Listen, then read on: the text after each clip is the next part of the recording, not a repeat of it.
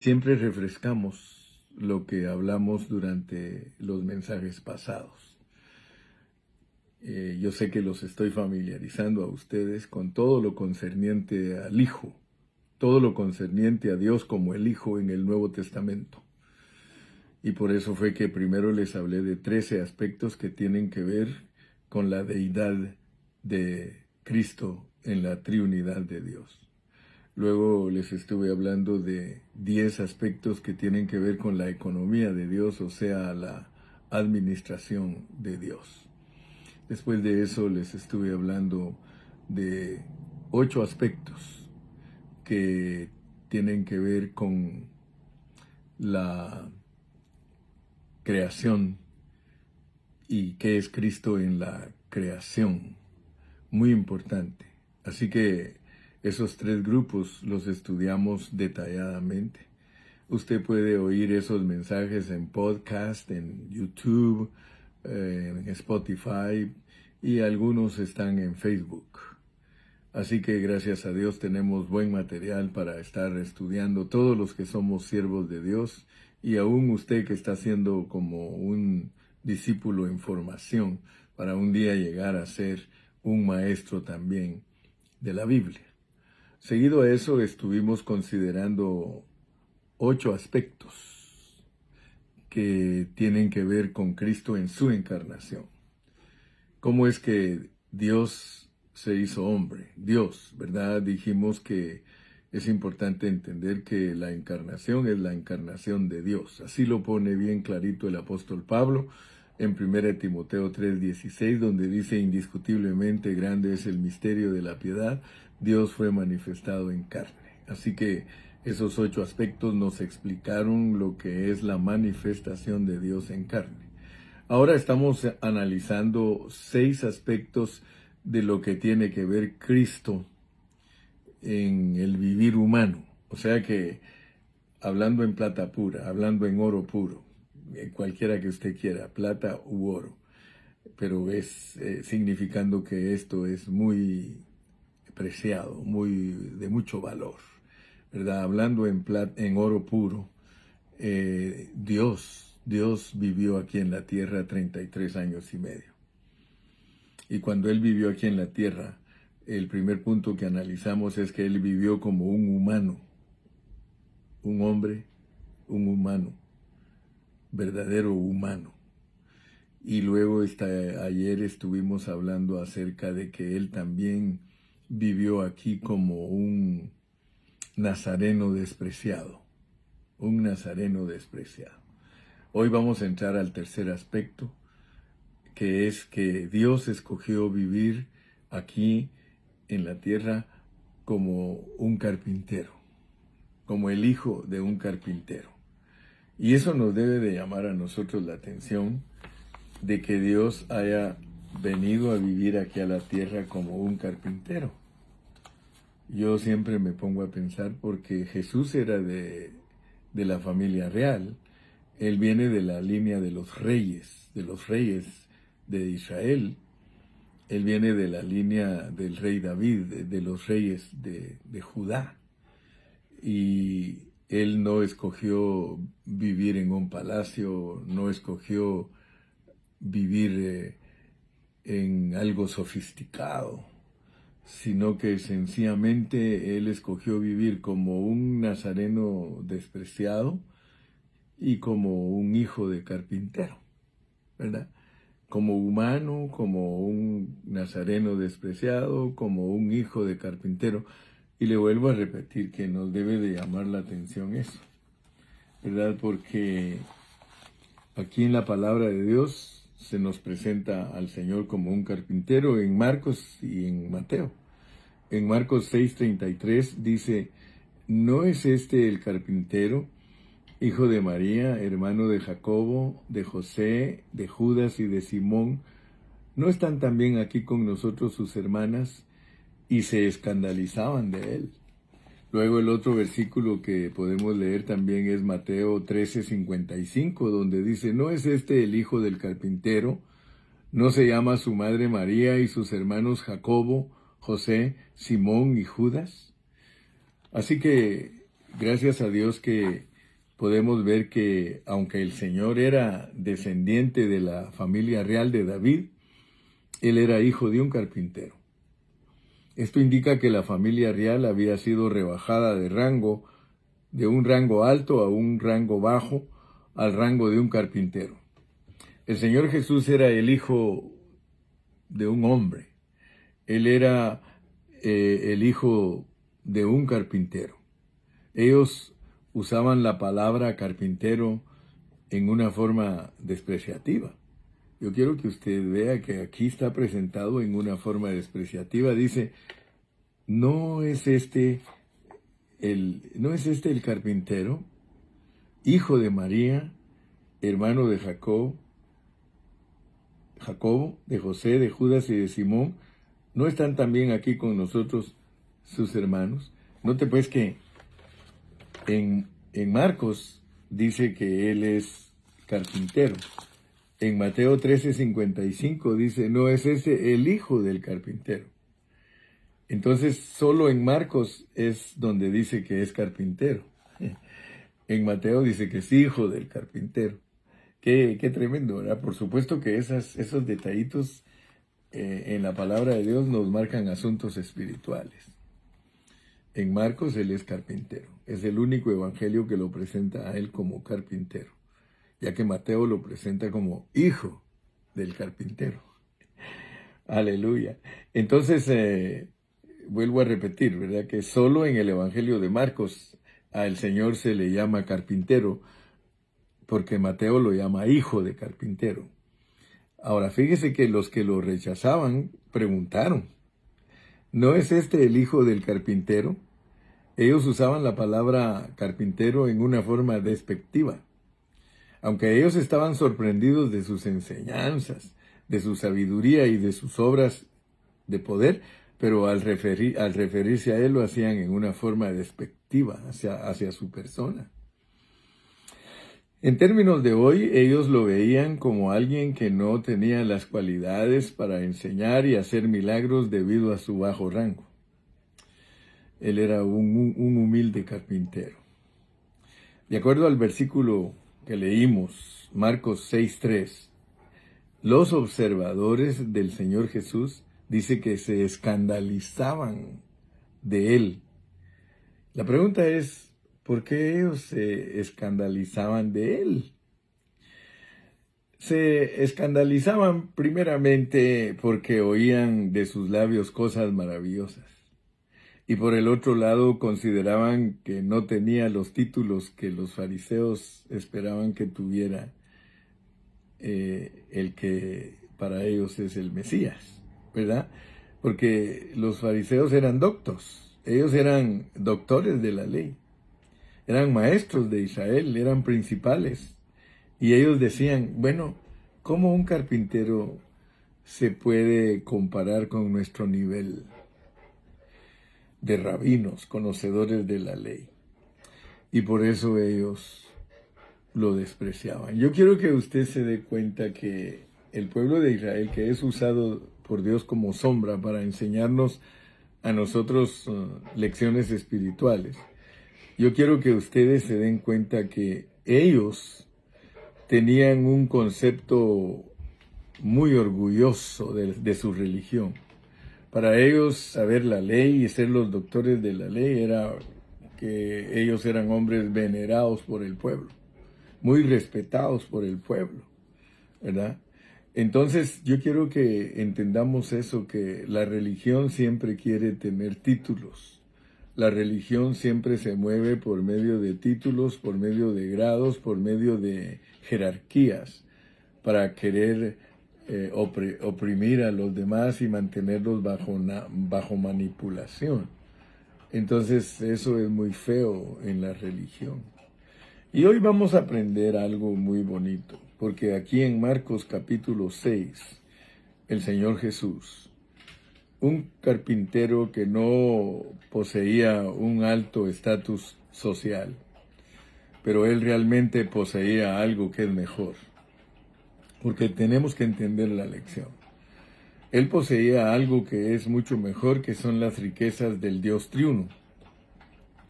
y también conocía las profundidades de la verdad en las Escrituras.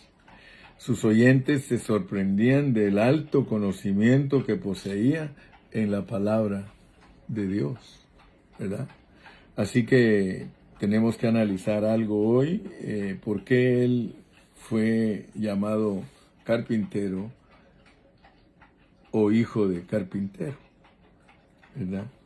Entonces, a leer Marcos, porque vamos a leer Marcos capítulo 6. Vamos a leer versículos del 1 al 6. Por favor, acompáñenme para leer Marcos capítulo 6, versículos del 1 al 6. Dice así la palabra del Señor. Dice, salió Jesús de allí y vino a su tierra, y le seguían sus discípulos.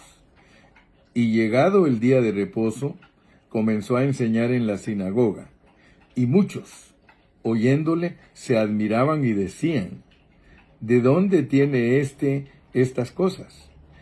¿Y qué sabiduría es esta que le es dada, y estos milagros que por sus manos son hechos? ¿No es este el carpintero, hijo de María, hermano de Jacobo, de José, de Judas y de Simón? ¿No están también aquí con nosotros sus hermanas? Y se escandalizaban de él. Mas Jesús les decía, no hay profeta sin honra sino en su propia tierra, y entre sus parientes y en su casa. Y no pudo hacer allí ningún milagro, salvo que sanó a unos pocos enfermos, poniendo sobre ellos las manos. Y estaba asombrado de la incredulidad de ellos, y recorría las aldeas de alrededor, enseñando. Si usted lee cuidadosamente este capítulo número 6 de Marcos, usted se va a dar cuenta de algo, y aquí a este punto nos tenemos que hacer una pregunta. Óigame bien la pregunta que nos tenemos que hacer. ¿Nos interesan a nosotros los títulos seculares universitarios? ¿Nos importa nuestro estatus social? Personalmente yo quiero darle gracias al Señor con humildad de que a mí nunca me han interesado los títulos seculares como algo de qué preocuparme. Lo que siempre he anhelado son las riquezas de Cristo, en vez de asuntos superficiales religiosos. Y quiero decirle, yo he tenido la oportunidad desde joven de estudiar en seminarios, en institutos, de obtener títulos, de graduarme en cualquier rama que he estudiado. Aún en la teología, yo tuve la oportunidad de estar estudiando en Guatemala en el CETECA, Seminario Teológico Centroamericano, y que en la noche se llamaba Instituto Bíblico del CETECA. En el CETECA podía estudiar uno si tenía una carrera de educación media, la cual yo en Guatemala adquirí, porque yo adquirí el título de contador. Entonces yo estaba clasificado como alguien de educación media, y por eso me dejaron ingresar al CETECA, que tenía una extensión en la noche, porque ellos estudiaban todos en el día, pero yo estudié en la noche con mi esposa. Íbamos al instituto, y después que empezamos en el instituto nos dijeron, pero ustedes tienen título de educación media. Mi esposa secretaria y yo perito contador. Me dijeron puede ingresar al CETECA, y nos trasladaron al CETECA. Y estuve un tiempo, pero después descubrí que realmente lo que estaba haciendo era llenándome de puro conocimiento religioso y no de la vida de Dios, y que mi ejemplo era Jesucristo, ¿verdad? Porque él era un carpintero que no se puede decir que fue al CETECA, ni que fue al otro seminario, que hay muchos seminarios cristianos, pero el Señor Jesús no se fue a estudiar a ningún seminario. Por supuesto que los fariseos sí tenían sus escuelas, porque ellos se graduaban de doctores de la ley. Entonces, yo quiero que usted se dé cuenta que aquí, al llegar a este punto del capítulo 6 de Marcos, tenemos que hacernos una pregunta. ¿Qué es lo que más nosotros apreciamos? Yo en lo personal le dije y le vuelvo a repetir que siempre he anhelado las riquezas de Cristo en vez de asuntos superficiales, religiosos, teológicos, bachilleratos y doctorados. Yo no he querido eso porque los que me conocen saben que no me dedico a ninguna religión o creencia denominacional o defender la superficialidad de la Biblia, porque a la larga la teología y los doctorados se vuelve algo superficial. Asústese, porque muchos creen que esas son profundidades, pero yo quiero decirle que en mi manera de calificarlo son las profundidades de la confusión, porque ahí en los institutos y en los seminarios es donde se ocupan en confundir a los que van a salir graduados disque de pastores, en vez de salir con una palabra de vida, salen llenos de conocimiento en la mente con su diploma. Esto no es así, hermanos. En vez de las doctrinas superficiales de la Biblia, nosotros debemos anhelar las profundidades de la verdad divina, de lo que está en la palabra de Dios. Debemos seguir a Cristo y a sus apóstoles en la ministración de las riquezas del Dios triuno a otros. Fíjese que Mateo capítulo número 28 y versículo 19, ahí dice: por tanto, id y haced discípulos a todas las naciones, bautizándoles en el nombre del Padre y del Hijo y del Espíritu. Y aquí yo estoy con vosotros todos los días hasta el fin del mundo. Nosotros debemos de darle gracias a Dios, que Dios no nos desafía a nosotros a ir y abrir seminarios para crear alumnos que se gradúen de teología. No, Señor. Él nos ha enviado a ser discípulos bautizados. Fíjese que muchos usan esa declaración del Señor Jesucristo como una fórmula bautismal. Otro grupo usa Hechos 2:38 como una fórmula bautismal, pero la realidad delante de Dios, bautizar a las personas, no es usando fórmulas, sino usar a las personas. Nosotros estamos bautizados en personas. Usted está bautizado en el nombre de Jesucristo, el nombre de la persona. Hechos 2:38 era para bautizar a los primeros judíos convertidos. Arrepentíos y bautícese cada uno en el nombre de Jesucristo. O sea que los judíos no creían en Jesucristo. Ellos tenían que ser sumergidos en esa persona, empapados en esa persona, permeados en esa persona. Lástima que hoy día los pobres hermanos usan esa fórmula creyendo que están usando la fórmula correcta y que están complaciendo a Dios, hermano. Realmente bautizar a alguien en una persona es meterlo en esa persona. Nosotros estamos en Cristo. El bautismo en el nombre de Jesucristo nos mete en la persona de Cristo para vivirlo. El nombre Padre, Hijo y Espíritu nos mete en la persona del Dios triuno para vivirlo, para experimentarlo, para saber quién es el Padre. Por eso me he dedicado a estudiar lo que es el Padre. Me he dedicado a estudiar lo que es el Hijo. Me he dedicado a estudiar lo que es el Espíritu. Me he dedicado a estudiar lo que es la Iglesia. ¿Para qué? Para que al sumergirte en ese nombre, en el nombre del Padre, del Hijo y del Espíritu, estés constituido de la doctrina celestial. Estés constituido de la persona de Dios. Así que cada cosa tiene su lugar. Hechos 2:38 es bajo un contexto y Mateo 28:19 es bajo otro contexto. Lástima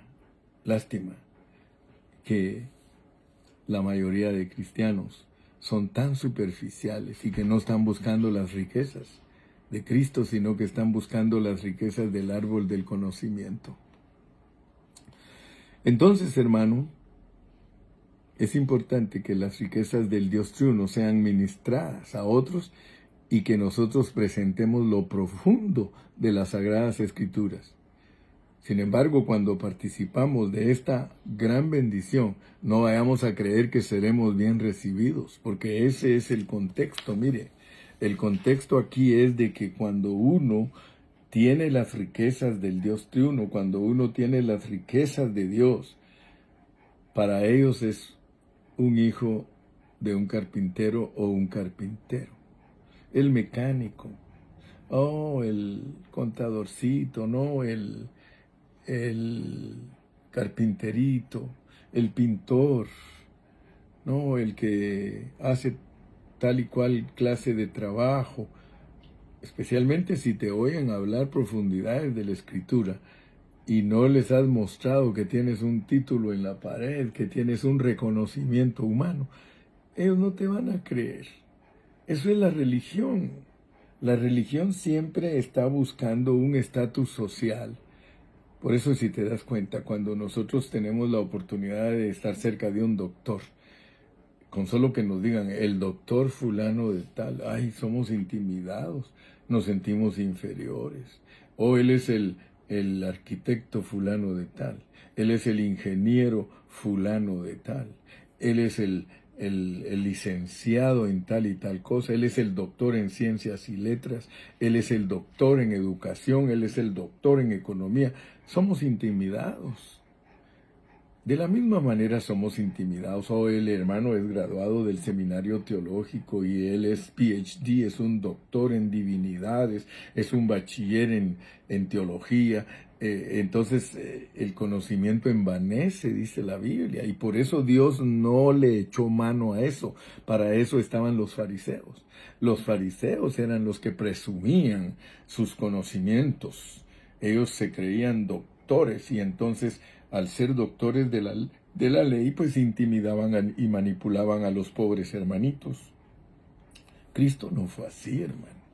El Señor Jesucristo tenía todo el conocimiento de Dios. Y ninguno de nosotros se puede comparar con el Señor Jesucristo. Él tenía todas las riquezas del Dios triuno y conocía lo profundo de la verdad, no importando cuánto Cristo sabía de la verdad de las Santas Escrituras. Aún así, Él fue despreciado y rechazado en vez de que le dieran la bienvenida. Entonces, el mensaje de hoy, quiero que te quede bien claro. El mensaje de hoy, al presentar al Señor Jesucristo como el carpintero y como el hijo del carpintero, enseñando y haciendo milagros, eso es lo que nos debe de impactar, que ellos se asustaban y decían, ¿de dónde tiene tantas cosas? ¿De dónde tiene estas cosas y qué sabiduría es esta que le es dada? Cuando nosotros vivamos la vida de Cristo y no estemos en esta tierra con pretensiones humanas y seculares, tratando de demostrar que somos mejores que los demás, mientras no estén esas cosas en nosotros, entonces la gente se va a asombrar de que por qué conocemos tanto la Biblia, de que por qué podemos hablar de tanta profundidad de la Escritura sin que nosotros hayamos sido graduados de la gran cosa. Entonces, muy importante entender, hermano, que hoy día, entre más conozcamos de la Escritura, entre más nosotros enseñemos las profundidades de la Escritura, escuche bien, más seremos rechazados. Su servidor, el hermano José Gilberto Carrillo, es rechazado por muchos siervos de Dios porque ellos creen que para que yo tenga autoridad de presentarme delante de ustedes, les tendría que decir que me gradué en tal y tal seminario y que tengo tal doctorado y entonces me creerían. Pero esa es una mente religiosa. Quiero terminar con esto en este día. Lee, si quieres, el primer capítulo de Juan y te vas a dar cuenta que allí en el primer capítulo de Juan tú vas a encontrar unas declaraciones tremendas. Si te das cuenta, aquí en el capítulo 1 de Juan se habla de Juan el Bautista. Se habla de Juan el Bautista. Y mira lo que preguntaban los fariseos de Juan en el capítulo número 1 y versículo 19. Este es el testimonio de Juan cuando los judíos enviaron de Jerusalén sacerdotes y levitas para que le preguntasen, ¿tú quién eres? Fíjate pues, la religión siempre quiere saber si tú tienes títulos, si eres una persona importante, de lo contrario no te van a creer. La religión es como la Iglesia Católica, si no es papa, si no es cardenal, si no es obispo, arzobispo, etcétera, etcétera, etcétera, ellos no te van a creer. Entonces lo mismo está aquí en la Biblia. ¿Quién eres tú? Dice. Confesó y no negó, sino confesó, yo no soy el Cristo. Y le preguntaron, ¿qué pues? ¿Eres tú Elías? Porque aquí solo creemos en los grandes. No, tampoco soy. ¿Eres tú el profeta? Aquí solo creemos en grandes. No. Entonces, ¿quién eres? Para que demos respuesta a los que nos enviaron. ¿Y qué dijo él? Yo solo soy una voz que clama en el desierto. Todo lo de Dios es humilde, pero muy sabio. Todo lo de Dios no tiene apariencia secular. No, nada. Por eso él se vestía de pelo de camello y comía miel y ¿cómo se llama? Miel y langostas. No se identificó como el sacerdote que ministraba en el templo comiendo carne asada. No, él se identificó como alguien fuera de la religión, totalmente fuera de la religión.